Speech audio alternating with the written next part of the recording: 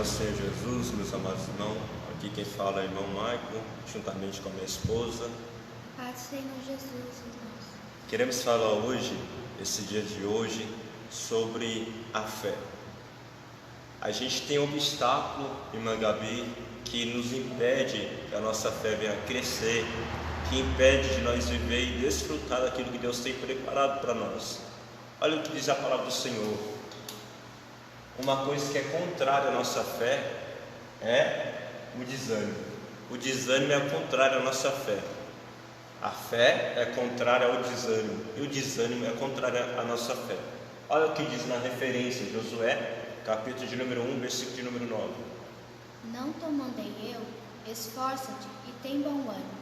Não temas, nem te espantes, porque o Senhor teu Deus é contigo, por onde quer que andares. A gente bem sabe dessa palavra que Moisés, o homem de Deus, tinha morrido, já tinha falecido, e Josué tinha a responsabilidade de levar o povo hebreu, o povo israelita, até a terra que Deus prometeu, a nova Canaã. E Josué se encontrava desanimado.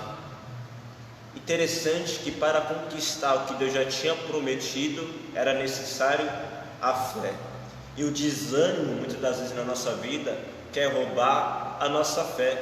O desânimo quer nos paralisar, para a gente não viver aquilo que Deus tem para nós. Então por isso que Deus dá ordem para Josué, dizendo: esforça-te e tem bom ânimo. Esforça-te, Josué, e tem bom ânimo. É necessário você se esforçar e ter ânimo. A promessa que fez é Deus, mas de se esforçar e ter ânimo, Josué, é com você. Uma coisa que quer nos parar é o desânimo, Davi. E o que vence o desânimo é a fé. O que vence esse obstáculo de desânimo é a nossa fé. Lembra que o anjo falou para Daniel, capítulo de número 10, o anjo fala para Daniel: anima-te. Quando você está animado com fé, os anjos têm mais força para lutar, para pelejar ao teu favor. Então tenha bom ânimo, esforce-te para você conquistar aquilo que Deus já preparou. Às vezes já está tudo preparado, né, Gabriel? A terra estava tudo preparado, mas se Josué, como líder, estava desanimado, ia passar isso para o povo todo. Então você é um líder na sua casa, você que é uma referência como mulher, como homem, como filho, como servo do Senhor, você precisa ter ânimo para passar coragem para o povo. Se Josué estivesse desanimado, o povo ia ficar o quê? Desanimado. Mas se Josué estava cheio de fé, de força, o povo ia ser influenciado pela fé e pela força dele. Então é necessário vencer o desânimo com a fé. Outra referência, Gabi, outra coisa que quer parar a nossa fé, que quer destruir a nossa fé, é o medo. O medo é contrário à fé, e a fé é contrário ao medo. Marcos capítulo de número 4, versículo de número 40, o medo também. E disse-lhes: porque sois tão tímidos, ainda não tendes fé? Olha, na tempestade que aconteceu, Jesus ele liberou a palavra como ele estava na terra ainda. Passamos para o outro lado. Jesus liberou a palavra, passamos para o outro lado. Eita, que forte! Mas no meio do caminho, Gabi, aconteceu uma grande tempestade, e o discípulo ficou apavorado. Jesus 100% Deus, 100% homem, divino e humano, cansado do dia que teve. Jesus curou, Jesus ele pregou, Jesus ensinou, evangelizou, libertou. Como o homem estava cansado, deitou na popa do barco. No meio da jornada, levanta-se uma grande tempestade, a ponto do barco desfalecer. Os discípulos começam a clamar ao Senhor Jesus Cristo: Mestre, Mestre, não nos deixa que perecemos.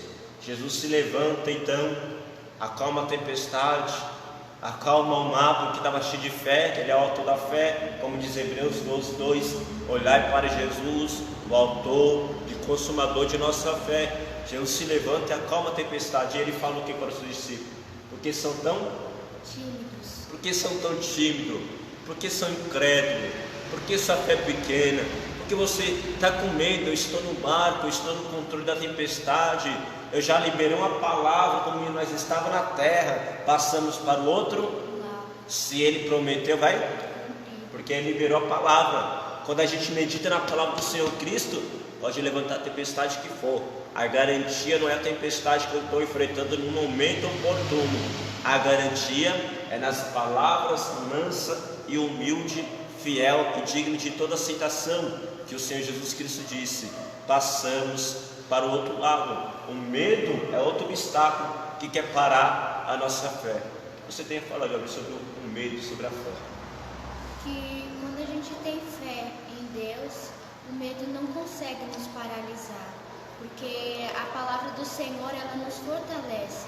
A palavra do Senhor, quando meditamos nela dia e noite, vai aumentando a nossa fé, a nossa confiança no Senhor, porque vemos os nossos irmãos do passado que passaram também e tiveram medo, mas todavia confiaram na palavra do Senhor. E quando temos a confiança certa em Deus, a nossa fé é aumentada, a nossa fé é renovada. Então não tem medo, não tem nada que venha nos paralisar. Então, quando o Senhor Jesus lança uma palavra sobre nossas vidas, a gente tem que ter a total certeza de que a palavra do Senhor se cumprirá sobre as nossas vidas. Então a gente acaba depositando a nossa fé no Senhor Jesus. Lembra da ordem que Deus deu para Josué? Medita nessa lei de dia e de Noite. Para que ele tenha sucesso, para que ele tenha sucesso no propósito dele. Então, para você ter sucesso no propósito que Deus tem contigo, e a vida não tem sentido se você não vê o propósito de Deus. Por isso que Deus diz para Jeremias 1, versículo de número 5: antes que te formasse no ventre eu te conheci, te santifiquei, por profeta dei às nações. Ou seja, Deus já preparou Jeremias para um propósito específico, que era para aquela situação. E meditar na palavra do Senhor nos dá força. Quando você está meditando na palavra do Senhor, a sua fé vai ser aperfeiçoada, vai amadurecer a sua fé, para você vencer os obstáculos, para você vencer o desânimo, a dúvida, o medo, as provações. Outra referência, Gabi, a dúvida é anti-fé. Romanos 14, 23, a dúvida é anti-fé. Satanás, ele lança na nossa mente seta de dúvida. Será que Deus vai fazer mesmo? Será que aquela palavra é para mim? Será que Deus vai dar vitória? Será que vai cumprir o que Deus prometeu? Então Satanás, ele age na dúvida. E o que é a dúvida? O que é não ser movido pela fé? Mas aquele que tem dúvida, se come, está condenado, porque não come por fé. E tudo que não é de fé é pecado. Tudo o que não é de fé, Pecado. tudo o que não é de fé é pecado. E pecado agrada a Deus? Mas olha outra referência, Hebreus 11:6. O que diz Hebreus 11:6? Se tudo que a gente faz que não é por fé é pecado, então qual que é o contraste disso? Agir pela fé é agradar a Deus. Quando eu não ajo pela fé, estou desagradando a Deus, que Deus eu não estou vendo. O justo viverá pela Fé. Hebreus 11, versículo 6, o que diz? Ora, sem fé é impossível agradar-lhe, porque é necessário que aquele que se aproxima de Deus creia que Ele existe e que é galardoador dos que o buscam. Sem fé é impossível agradar a Deus. Qual que é o contraste disso? Qual que é o contrário disso? Se sem fé é impossível agradar a Deus, logo eu entendo que pela fé eu agrado a Deus. Você, na sua fé, você agrada a Deus. Tudo que Satanás quer roubar, então, eita, que forte. Tudo que Satanás ele lança o medo, a dúvida, o desânimo, porque ele quer roubar a sua fé, porque a sua fé te faz vencedor. A tua fé faz você vencer aquilo que era imaginário, você conseguiria romper e vencer. Por isso que tem os obstáculos, tem o medo, tem a dúvida, tem o desânimo, para fazer você parar, para fazer você desanimar. Lembra como o profeta Elias, homem de Deus, um dos maiores profetas, conhecido como o profeta dos leões, um homem que orou e o fogo caiu, um homem que orou e parou de chover, um homem de Deus, um homem que não viu a morte, que subiu no redemoinho, mas com a palavra de Jezabel, uma seta maligna, desanimou aquele profeta de Deus. Talvez uma palavra te machucou, talvez uma seta diabólica tenha roubado a sua fé, te desanimou, te gerou medo, te gerou dúvida das palavras, das promessas de Deus. Mas Deus enviou um anjo, e Deus enviando um anjo e mandou para o que? Para Elias comer, se alimentar. Se alimenta dessa palavra, faz igual Elias, se alimenta, porque longa é a tua caminhada, meu irmão, longa é a tua caminhada, minha irmã. Então se alimenta dessa palavra. O que acontece, Gabi, como a gente se alimenta dessa palavra? Olha outra referência, Romanos 10:17. O que acontece quando a gente se alimenta dessa palavra? Elias se alimentou daquele pão e ele caminhou 40 dias e 40 noites, uma tipificação da palavra de Deus, quando você se alimenta da palavra. De sorte que a fé é pelo ouvir, e ouvir pela palavra de Deus. De sorte que a fé é pelo ouvir, e ouvir pela palavra de Deus. Então a fé, ela vem por ouvir. O que é o ouvir aqui que Paulo está dizendo? A fé vem quando a gente compreende a palavra. Igual você está me ouvindo, a tua fé está crescendo, porque você está compreendendo, assimilando a palavra. Quando você medita na palavra de dia e de noite, e você compreende a palavra, a sua fé cresce, a sua fé é aperfeiçoada, a sua fé amadurece para vencer as provações, para vencer as tribulações, para vencer as perseguições. Lembra de uma das armaduras que Paulo vai dizer em Efésios 6, a partir do versículo 12? Uma das armaduras de defesa é o escudo da fé. Por que é necessário o escudo da fé? Para apagar os dados inflamados do maligno. Então a gente apaga toda a seta do diabo com o escudo da fé. Aqui não, Satanás. Não quero essa dúvida no meu coração, na minha mente. O que Deus prometeu na sua palavra é o que vai cumprir. Eu estou passando essa prova, mas Deus vai me dar vitória. Eu estou na tribulação, mas Deus não vai me desamparar. Eu estou assim, desse jeito, a pessoa está falando uma coisa, mas o importante é o que a palavra diz ao meu respeito. Até para falar, Gabi, sobre a importância, a necessidade da fé. Sim, em Marcos, no seu capítulo de número 5, versículo 35, vai nos dizer que Jairo, ele estava ali com a sua filha enferma, e ali quando ele estava caminhando, indo para sua casa juntamente com Jesus, vieram os principais das sinagogas e disse que a filha de Jairo já estava morta. Mas Jesus disse para ele: não temas, crê somente. Então Jesus diz para que a gente pegue esse exemplo para nós também, que a gente crê somente. Satanás vai lançar setas na nossa mente para causar a dúvida, e a dúvida não vem de Deus. Mas quando a gente está alicerçado na palavra e crendo em Deus, não tem dados inflamados, não tem setas malignas que conseguem atingir a nossa mente. Por quê? Porque nós estamos revestidos com toda a armadura de Deus. Então a palavra nos reveste, a palavra faz com que a nossa fé seja alicerçada em Deus. Porque se a gente não medita na palavra, vai vir as provações, vai vir as lutas e não vamos resistir, vamos perecer, porque não estamos alicerçados na palavra. Então a palavra é o nosso combustível, é a nossa direção para saber o direcionamento, qual caminho devemos seguir, o que devemos fazer. É forte demais, hein? Tava tudo morto ali, né? A filha de Jairo morreu. Veio, entre aspas, um amigo de Jairo para dizer o quê? A sua filha morreu, para de importunar o mestre.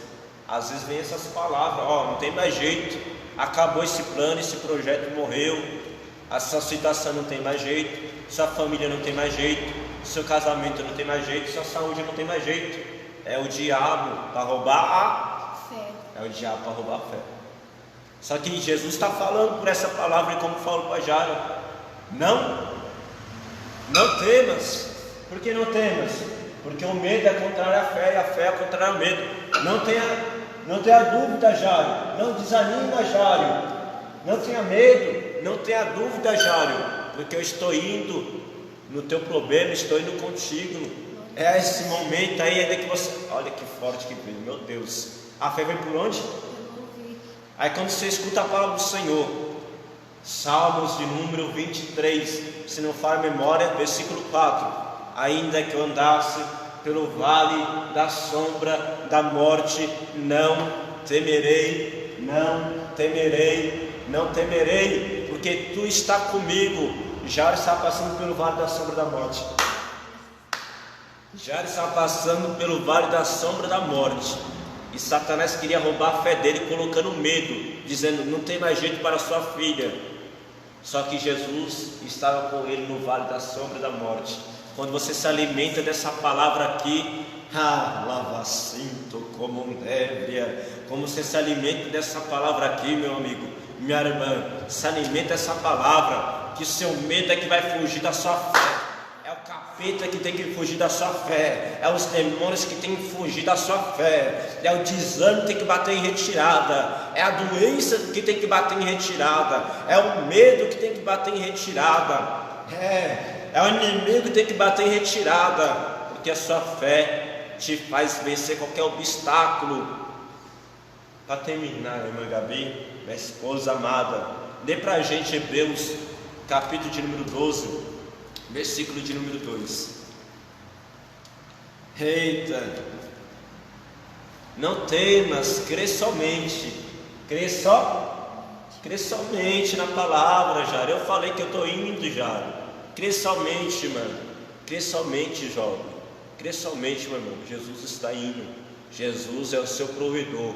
Jesus é teu salvador, teu mestre, teu bom pastor. É o Senhor Jesus. Crê na palavra. Hebreus 12, versículo 2, olha o que diz: olhando para Jesus, autor e consumador da fé, o qual pelo gozo que lhe estava proposto, suportou a cruz, desprezando a afronta, e assentou-se à destra do trono de Deus.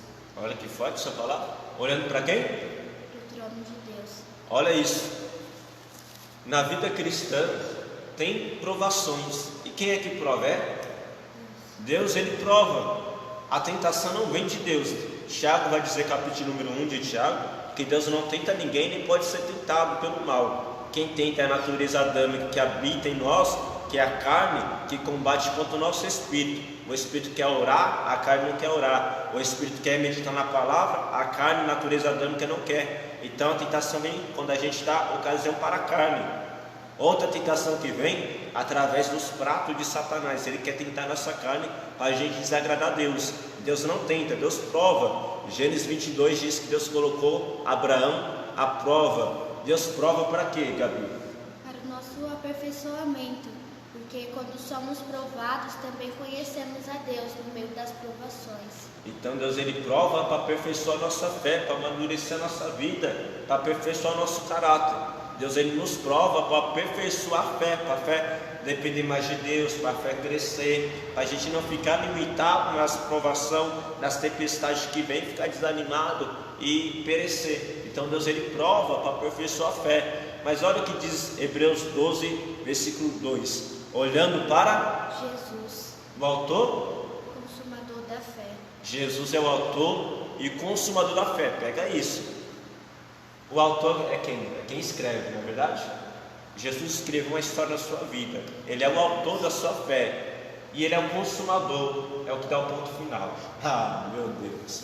Jesus já escreveu uma história e ele sabe.